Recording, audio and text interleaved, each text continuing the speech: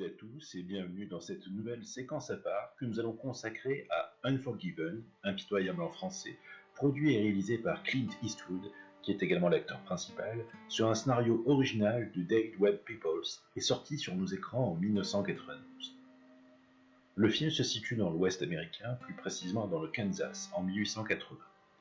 Il va raconter l'histoire de William Munny, incarné par le grand Eastwood, ex-tueur sans merci et alcoolique, qui a connu une forme de rédemption depuis qu'il a rencontré sa femme, aujourd'hui décédée, et s'est reconverti dans l'élevage avec beaucoup de difficultés. Un jeune justicier, The Schofield Kid, vient lui proposer de gagner une somme importante en l'engageant à retrouver et tuer deux hommes, surtout un en réalité, qui ont agressé très violemment au couteau une prostituée dans un établissement d'une ville, mené de main de fer par le shérif Little Bill Daggett, joué excellemment par Gene Hackman, qui a minimisé la sanction des deux hors-la-loi. Durant cette mission, William Munny, avec l'aide du Kid et de Ned Logan, interprété par Morgan Freeman, va vivre un parcours chaotique où le retour de ces vieux démons pourra prendre le dessus. La séquence sur laquelle nous allons nous pencher est celle où les trois hommes trouvent un groupe de cow-boys dont un des membres est l'un des accusés du crime que l'on voit dans la séquence d'introduction. L'action se déroule dans un paysage rocailleux. William Munny, sous les yeux de ses deux comparses, va parvenir à tirer sur l'homme recherché et va s'ensuivre une lente agonie de ce dernier, ainsi que le poids d'ôter la vie de quelqu'un qui va devenir palpable. Avant de revenir précisément sur ce moment, il est évident que le film d'Eastwood choisit sciemment de réfléchir sur la thématique de la violence. Il y a plusieurs morceaux de violence, effectivement. L'agression du début chez les prostituées, la mise à tabac d'English Bob par Little Bill, ce même Little Bill corrigeant William Munny parce qu'il portait son arme sur lui alors que c'était interdit dans sa ville, ce qui fait écho du coup à English Bob, celui qui a une réputation fictive, et William Munny qui en a une vraie, la torture de Ned Logan, dans un intérieur sombre, l'assassinat de l'agresseur dans une toilette en bois, puis le final cathartique où William Munny redevient ce qu'il a été par le passé. Ces moments de violence sont toujours soigneusement placés dans le récit, notamment au niveau de ses ambiances. La plupart sont placés pendant un orage ou après, la boue dans laquelle traîne English Bob, la nuit, dans un endroit sombre ou étriqué. La séquence à part de cette vidéo se situe en plein jour, dans un endroit sec, ouvert et rugueux, entouré de roches, de mauvaises herbes. La seule séquence où on n'anticipe pas directement le départ de la violence mise en scène. Nous débutons par un plan d'ensemble rapide, où un groupe de cow-boys tente de capturer un veau de bétail. Ce dernier s'enfuit, il tente de le rattraper. L'un des deux agresseurs présumés est sur le cheval, mais un coup de feu retentit, touche le cheval et le jeune cow-boy se retrouve la jambe cassée en mauvaise posture, car il est définitivement la cible. Donc, du plan d'ensemble, nous enchaînons sur une succession de plans moyens dans l'action, les cow-boys tenant le veau jusqu'à la chute du cheval et du jeune homme dessus. La chute amène ensuite le plan de réaction des autres hommes, en plan américain, le plan westernien par excellence, car rappelons-le, la taille de ce plan est à l'origine créée pour être stratégiquement découpée au niveau de la ceinture et du revolver dans les westerns d'origine, ceux des années 1910 surtout. La victime est à terre et ne se relèvera plus jamais, et ce, même si elle n'est que blessée pour l'instant par la chute du cheval. Ses compagnons, en panique, ne sauront jamais où se trouvent William Munny et ses complices. Ce sont ces trois derniers qui ont vue sur eux, qui sont donc dans un état géographique de domination et d'avantage. Les cow-boys paniquent et se mettent à l'abri, laissant la victime en plein désarroi, mais se sentant obligés de se cacher pour éviter de se faire tirer dessus à leur tour. La cible est immobilisée un moment, car sa jambe s'est cassée sous la masse de sa monture. Et cette action est arrivée sans crier gare. La première fois que nous voyons William, Ned et le Kid, c'est sur ce plan d'ensemble qui nous montre tout l'endroit où se déroule la séquence. William et ses complices sont en bas à gauche du cadre, nous distinguons difficilement mais au centre du paysage le jeune agresseur présumé qui gît avec son cheval, immobile. Une ligne diagonale lie donc les tueurs et la future victime. Le contraste, et il en est beaucoup question dans ce film, se joue donc sur la position de hauteur et de position basse, donc de domination visuelle, les uns voient, les autres n'ont aucun repère précis. William, Negan et Kid sont entourés de roches, ils sont solidifiés par leur choix de positionnement, entourés de minéraux qui les protègent comme boucliers et écrans. Les autres sont partagés entre rochers, herbes et terre, dans cette clairière sans réelle protection sérieuse.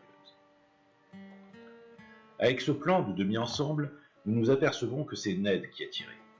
Le Kid est à gauche, debout, entre excitation et impatience. Ned est légèrement au centre, car il a produit le tir.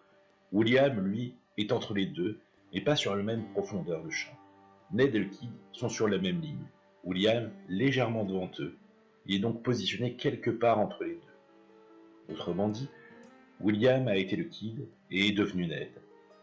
L'enthousiaste, impatient d'en découdre, jeune bandit d'un côté, celui qui n'y arrive plus de l'autre. Ceci est très significatif. Les hommes sont toujours paniqués, tirent un peu à l'aveugle, la future victime arrive à se sortir de son cheval et rampe tant bien que mal pour essayer de se mettre à l'abri. C'est le moment pour l'achever. Nous revenons à ce plan de demi-ensemble où les trois complices sont toujours positionnés de cette manière.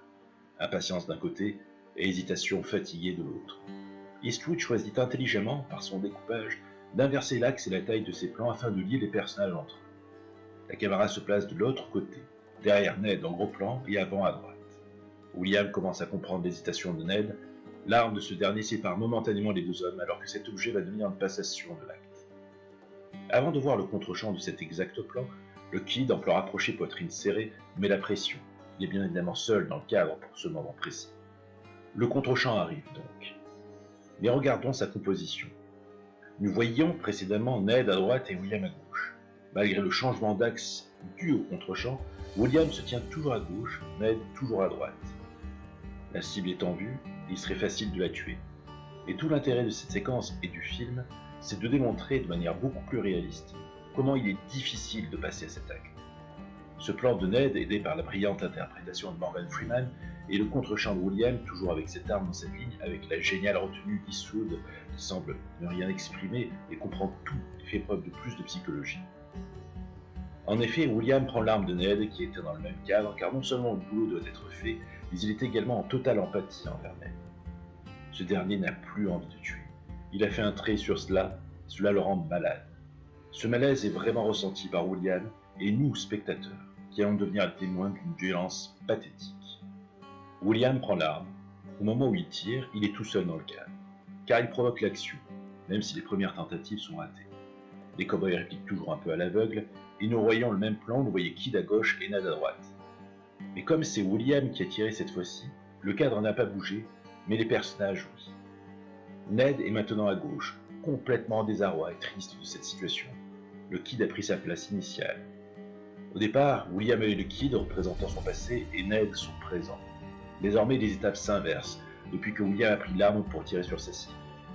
Ned, celui qui a abandonné la violence, est devenu son passé. Le Kid, rempli d'envie d'en découdre, sera de nouveau son futur. On sent qu'on se rapproche de l'objectif, en témoigne l'accélération du montage, montrant la dynamique de l'action, et le rapprochement en gros plan de la victime de plus en plus immanquable. Lorsque William touche sa cible, nous ne voyons pas l'impact, car nous sommes dans la continuation du mouvement de rampe de la victime. En revanche, c'est le son qui nous donne l'indice, un impact plus le râle de la cible.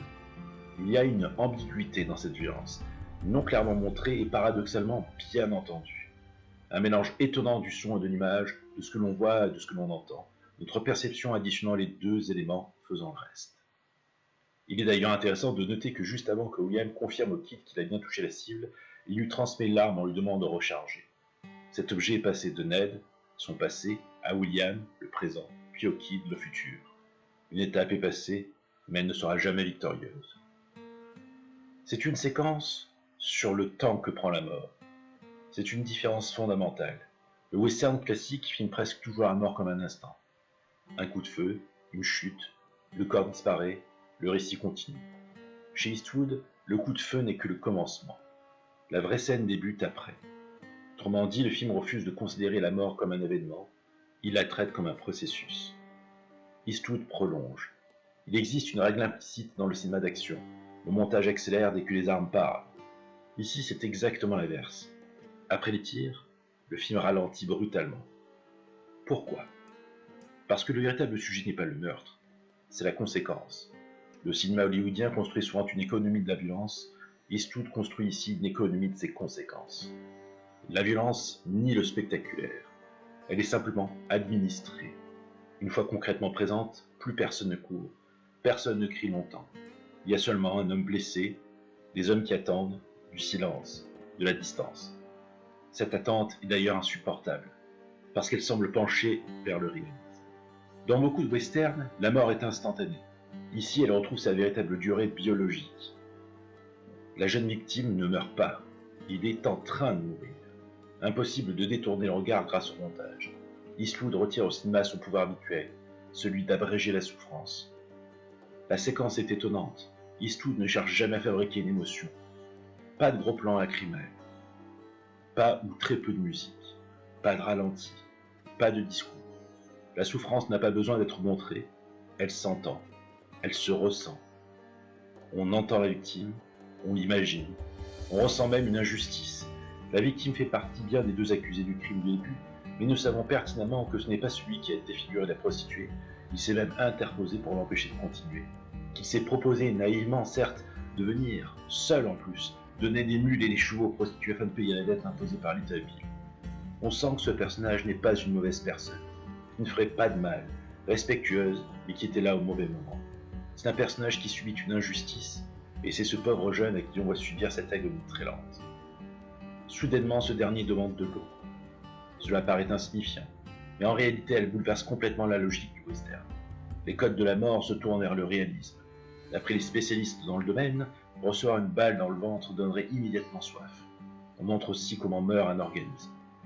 Il n'y a pas que l'état de la future victime qui est parlant. Ceux de Ned, le Kid et surtout William le sont également.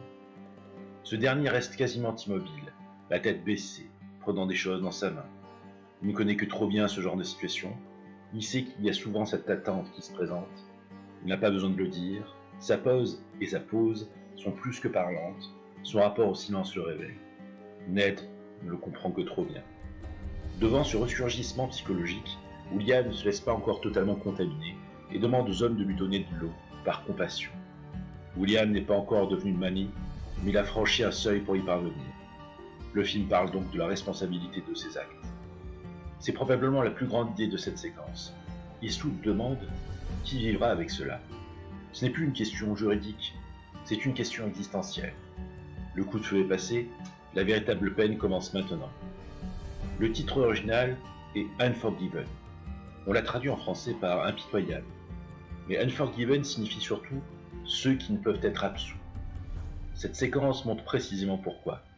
Le problème n'est pas d'avoir tué, le problème est que rien n'effacera cet acte. Le temps continue, le mourant souffre, le tueur attend, les témoins regardent, et chacun repartira avec une mémoire différente de ce moment. Cette séquence ne montre pas simplement la mort d'un homme, elle montre la mort de l'ellipse. L'ellipse est l'un des outils fondamentaux du cinéma. Elle permet de supprimer ce qui est jugé inutile entre deux événements.